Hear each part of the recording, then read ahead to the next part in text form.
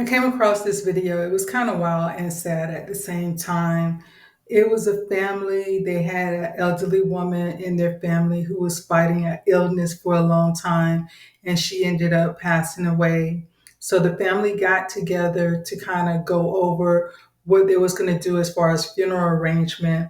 And then five other family members ended up getting shot and had to go to the hospital. So I'm going to share that with you.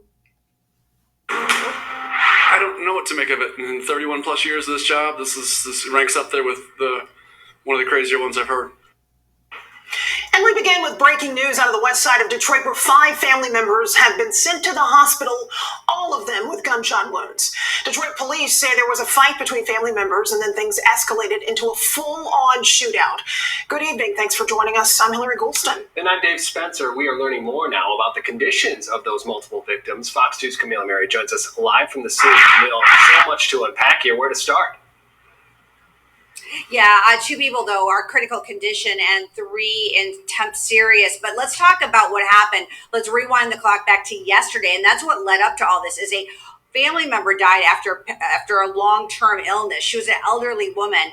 And then today, all the family members were together trying to discuss logistics after a passing, what to do as far as funeral arrangements go, where to have the body taken, when all of a sudden chaos broke out, a physical altercation and then a shooting. We know right now, as I said at the top, that two brothers in their 50s in critical condition, and then three women who are also family members. One of them, the wife of one of the brothers, and then also a niece who was in her 20s, also in the hospital.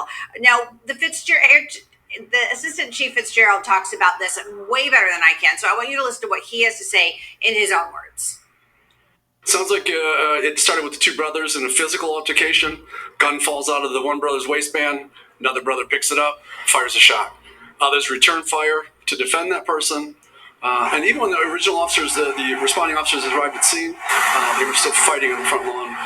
One of the family members had a broom, hit another family member with the broom.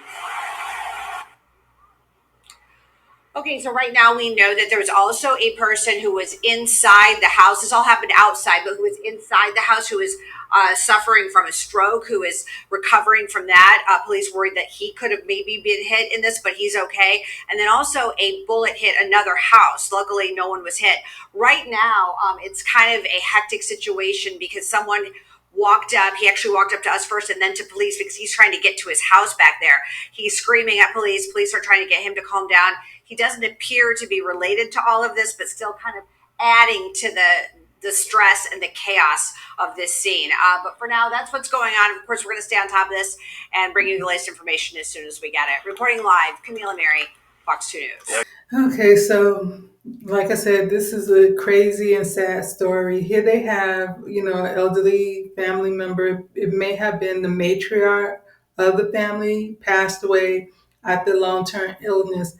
Here it is, family getting together, supposed to be going over the funeral arrangements.